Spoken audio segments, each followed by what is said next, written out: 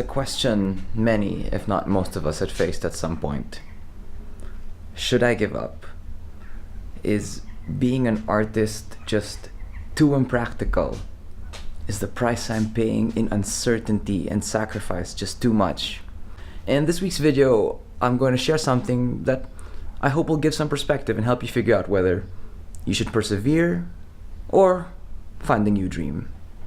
Hello everyone, welcome to this week's episode. If you're new here, I post weekly videos from my own life as an emerging artist in the hopes that the things I'm learning and doing, dealing with, will be helpful to you on your own journey. And if that sounds good, please do like and subscribe for more videos every week. This week, I'm coming to you from this incredible location at a small medieval town called Sofia, Italy, where I'm here for the 33 Officina Creativa Artist Residency.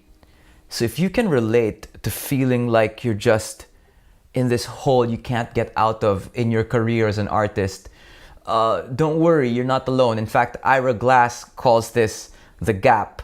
You know, I've been there, and in many ways, I still am. You know, 4 years ago, when I quit being a commercial director to be a full-time artist, I honestly had no clue how difficult it would be to make this work, to make this into a self-sustaining lifestyle. It was one of these really low, hopeless moments that I found the story of Matthew Weiner, the creator of Mad Men, which is one of the most beautiful, amazing shows that's ever been on TV. And I found it in this book called Getting There, A Book of Mentors by Jillian Zoe Siegel. I'll link to it in the description. And reading this book profoundly reset my expectations about how much time, commitment, and seemingly unnecessary experiences it takes to become successful at anything, especially in fields that are outside the usual conventional jobs that we usually have. Matthew Weiner's story in particular for me was a powerful illustration of what it means to be in the gap, to feel like there's no hope, but to just get through it. I quote, "Upon graduation, I set up meetings everywhere in the hopes of getting a job in Hollywood. In 3 months, I got nothing. I couldn't even get a meeting with an agent. So for the next 3 years, I stayed at home and wrote spec scripts. And these are scripts that you just write without anybody telling you in the hopes that somebody will buy them someday. My friends had day jobs, but I didn't. My wife, Linda, worked hard as an architect and supported us. I attempted to shop my material around, but nothing sold. I got very bitter, seeing people I didn't think deserved it succeed. It was a dark time. Show business looked so impenetrable that I eventually stopped writing. I began watching TV all day and lying about it. My mother would call me to drive my brother-in-law to the airport. That's the kind of crap I was doing instead of being a writer. I felt like the most useless, worthless person in the world." Imagine coming from that to what Matthew Weiner has, the kind of Hollywood success story we can only dream of. And you know, if you read the whole story, which I link to in the description, there was nothing overnight about it.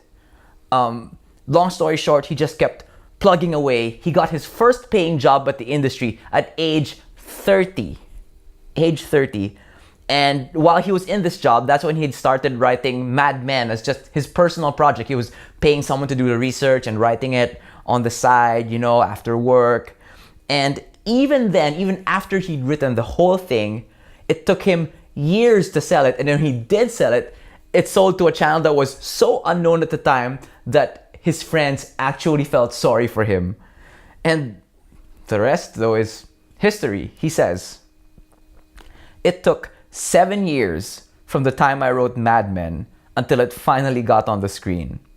I lived every day with that script as if it were going to happen tomorrow." That's the faith you have to have. Hollywood, or the highest level, the highest echelon of any industry, you could say, is tough.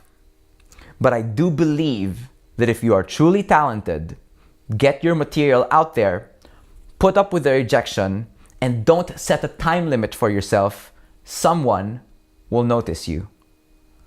The most defeatist thing I hear is, "I'm going to give it a couple of years." You can't set a clock for yourself.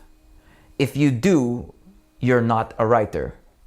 You should want it so badly that you don't have a choice. You have to commit for the long haul. There's no shame in being a starving artist. Get a day job, but don't get too good at it.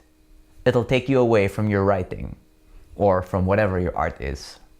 The greatest regret I have is that early in my career, I showed myself such cruelty for not having accomplished anything significant. I spent so much time trying to write, but was paralyzed by how behind I felt. Many years later, I realized that if I had only written a couple of pages a day, I would have written 500 pages at the end of the year, and that's not even working weekends.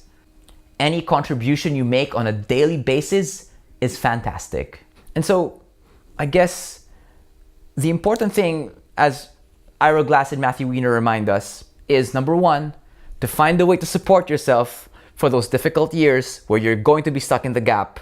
You can't avoid it. And two, to just keep making work. Don't wait to be noticed. Keep making work every day.